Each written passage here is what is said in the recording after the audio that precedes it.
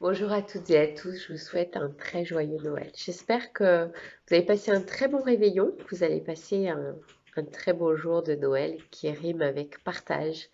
Et j'espère qu'en ce contexte toujours très particulier, mais vous avez pu passer un beau moment avec les vôtres et pour avoir des personnes autour de moi qui n'ont pas pu, pour des raisons de Covid ou autres, partager ces fêtes avec leurs proches, bah, eux tout particulièrement, je leur souhaite un joyeux Noël et puis j'avais envie de les inviter à vivre pleinement cette journée, hein, parce que la magie, elle est partout. Partout, on choisit de la regarder. Et on a la chance de vivre dans un pays où il y a vraiment des illuminations qui sont magiques partout. Et je crois que dans les moments de fête, c'est vraiment le moment où c'est une invitation à cultiver notre gratitude de ce qu'on a, des petits présents qu'on peut recevoir, des petits mots doux, euh, des moments où bah, c'est une invitation aussi à cultiver des moments de silence avec soi-même parce que toutes les clés, elles sont en nous, on le sait, je le répéterai jamais assez, à utiliser toutes nos émotions à bon escient et à apprendre à les décoder évidemment parce qu'elles ont toutes beaucoup de sens. Et puis, et puis, je vous invite vraiment à apprendre à écouter votre cœur. Je crois qu'il faut retenir qu'on a toujours le choix, celui de regarder le verre à moitié plein. Alors évidemment, on peut le regarder à moitié vide, mais c'est vraiment une question de décision, de regard que l'on porte sur le monde. Je me lasserai jamais de répéter ça, parce que je crois qu'on peut voir de la satisfaction, de la beauté, de la joie partout, à chaque seconde, à tous les instants. Alors évidemment, c'est vrai aussi pour son contraire. Mais c'est vraiment une décision et je vous invite à vous reconnecter à votre enfant intérieur. Et s'il y a des gens qui, comme moi, et j'en suis persuadée, en tout cas dans les gens qui me regardent, ont la chance d'avoir des petits bouts qui sont à fond dans la magie de Noël, dans le Père Noël, mais apprenez à vous connecter, à vous réémerveiller parce que la clé, elle est là dans l'émerveillement, hein, dans la décision d'être heureux à tout instant.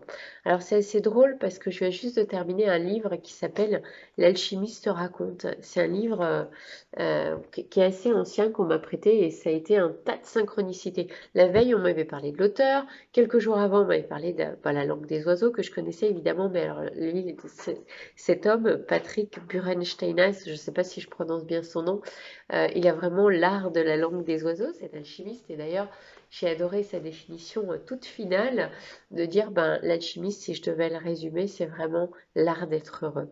Et en ce moment de Noël, puisque je l'ai terminé hier, mais dans les derniers chapitres, il offre son regard d'alchimiste face à la Bible, où il réinterprète en fait les textes avec son regard d'alchimiste. Alors je me suis dit, évidemment, je ne vais pas vous raconter le livre et faire un audio, hein, ce serait pas sympa pour l'auteur.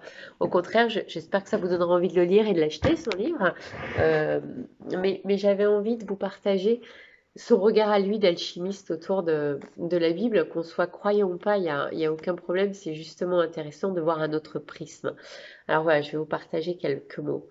La lecture des textes est pour un alchimiste édifiante. Il y trouve une foule d'informations le confortant dans son art. Par exemple, la naissance du Christ. Dans la langue des oiseaux, Christ et cristal ne sont qu'un même mot. C'est dans ce sens que l'on peut entendre les écritures sur le sel. Tu mettras du sel sur toutes tes offrandes, tu ne laisseras point ton offrande manquer de sel, signe de l'alliance de ton Dieu. Sur toutes les offrandes, tu mettras du sel, car tout homme sera salé de feu. Vous êtes le sel de la terre, mais si le sel perd sa saveur, avec quoi la lui rendra-t-on? Il ne sert plus qu'à être jeté dehors et foulé aux pieds par les hommes. Pour les alchimistes, le Christ est celui qui a souffert la passion au sens où il a éliminé son soufre et il finit par laisser passer la lumière. Les rois mages sont décrits uniquement dans l'évangile de Matthieu. Ils n'en donnent ni le nom ni leur nombre. L'histoire qui nous intéresse, d'origine perse, est celle qui est popularisée au VIe siècle et où pour la première fois, il est dit qu'ils sont trois. Et leurs noms sont donnés. Il est d'ailleurs curieux de constater que le christianisme a ainsi intégré, au sein même de la nativité, des personnages évoquant l'astrologie et la magie. Ces astrologues couronnés étaient envoyés tous les 12 ans par un roi perse qui attendait un événement particulier. Reprenons les indications. Ces trois envoyés du roi des Perses suivent une étoile à 5 branches. À la verticale de celle-ci, il est dit qu'ils trouvèrent une grotte dans laquelle était un Christos, le Messie des Juifs. Cette légende est en fait la transposition dans notre monde d'une histoire qui se passe dans l'autre. La conjonction des constellations de la Vierge, des ânes, de ce qui deviendra le Cancer ou l'écrevisse et du Taureau. Évidemment, pour les faire tenir dans une grotte, il a fallu les descendre sur terre. Les noms des constellations sont devenus un bœuf, un âne et une femme. Très vite, la grotte a été convertie en étable, et dans l'étable, on a ajouté des bergers. On notera au passage que les personnages de la Nativité ont bien changé depuis leur description primitive, suivant la vision archétypale des croyants. Il est très peu probable que les protagonistes de la Nativité habitant Bethléem soient de grands blonds aux yeux bleus comme nous le voyons aujourd'hui. Les rois mages couronnés de lauriers, l'or y est, en langage des oiseaux, un noir, un blanc, un rouge, guidés par une étoile à 5 branches, sont des cherchants qui cheminent longuement, traversant l'œuvre au noir, l'œuvre au blanc et l'œuvre au rouge en quête de lumière. Visite l'intérieur de la terre et tu trouveras la pierre cachée, souffle le vitriol. Dans la grotte à l'intérieur de la terre, l'enfant était là. Ils portent des noms qui ne peuvent être compris qu'en perse. Le plus vieux est Melchior, ce qui signifie littéralement le seigneur des nains, celui qui possède les connaissances des forces de la terre. On rapproche le terme gnome de gnose, dérivé du grec gnosis, connaissance. Les nains étant traditionnellement considérés comme les génies de la terre, il est à remarquer que dans l'histoire, des corporations de nains ont été réellement employées pour travailler dans les mines, voire les nains de Venise. Melchior est noir comme la terre, c'est un vieillard comme Chronos, il représente le temps qui passe. Il apporte la myrrhe qui sert à embaumer les morts, il est l'œuvre noire, la mort des apparences. Le plus jeune est Gaspard, apparenté à un terme iranien qui signifie gardien du trésor. Celui qui conserve les forces célestes, son présent est de l'or. Le mot hébreu Aor signifie amour aux lumières. Le dernier est Balthazar, c'est le serviteur du Baal, un autre nom de Dieu. Mais on peut l'entendre aussi comme étant le serviteur du hasard. Il est représenté entre les deux autres, dans la force de l'âge. Il fait le lien entre les forces d'en haut et les forces d'en bas. Il apporte l'encens, ce parfum qui relie le haut et le bas, et ce qui est utilisé dans toutes les liturgies. Rassembler les forces d'en haut et les forces d'en bas.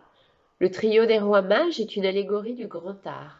Trouver l'étoile à 5 branches pour eux est comme trouver la conjonction au centre du creuset, la quintessence représentée ici par le Christ, le cristal, parfait au centre du creuset. Mais l'histoire ne s'arrête pas là. En échange de leur présent, la Sainte Famille remet aux 3 rois un coffret en leur disant « Vous ne pourrez l'ouvrir que quand vous serez de retour chez vous. » En chemin, les rois mages n'y tiennent plus, ils ouvrent le coffret. Quelle fut leur déception en ne découvrant qu'une simple pierre rouge. Ils sont si déçus qu'ils la jettent dans un puits. Immédiatement, des flammes en sortent. Se rendant compte de leur erreur, ils essayent de rattraper la pierre, mais c'est trop tard. La seule chose qu'ils peuvent récupérer est le feu. Ils le ramènent chez eux. Ils le partagent avec les adorateurs du feu, les zoroastriens.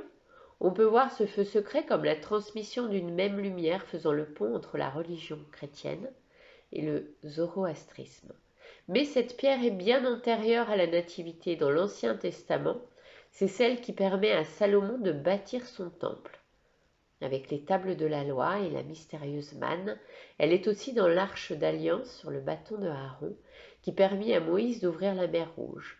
Moïse était en marche pour la terre promise, que l'on peut aussi entendre comme la quête de la matière première, c'est-à-dire la première matière, qui est la plus proche de la lumière. Cette terre promise est donc une porte vers Dieu. La manne, quant à elle, est un jeu de mots compréhensible uniquement en hébreu. Le mot manne signifie question. Qu'est-ce que c'est? Relisons l'Exode. Les enfants d'Israël regardèrent et ils se dirent l'un à l'autre. Mais qu'est-ce que cela? Donc la manne, car ils ne savaient pas ce que c'était. Moïse leur dit, c'est le pain que l'Éternel vous donne pour nourriture. On peut comprendre que pendant 40 ans, ils se sont nourris de questions.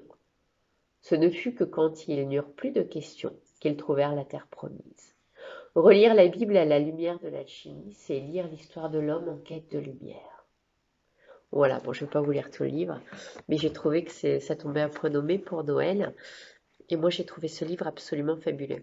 Alors évidemment, le soufre, les notions de sel, etc., elles sont vraiment détaillées dans le livre, ainsi que les significations du creuset, etc. Cet homme, c'est une Bible, hein. Il parle vraiment de ce don qu'il a, cette capacité de se relier au grand tout, qu'on va nommer la conscience collective chez les uns, les Anakashiques chez les Indiens. Voilà, c'est absolument extraordinaire. Et, euh, et évidemment, je vous conseille de le lire si ce court extrait vous a donné envie. Moi, j'ai trouvé plein d'informations absolument extraordinaires pour permettre toujours plus de laisser passer la lumière, parce qu'il le rappelle bien, on ne cherche pas la lumière, c'est la lumière qui nous trouve. Sur ces très jolies paroles, je vous souhaite encore une fois un très joyeux Noël et beaucoup, beaucoup, beaucoup d'amour, beaucoup de moments de partage. À très bientôt.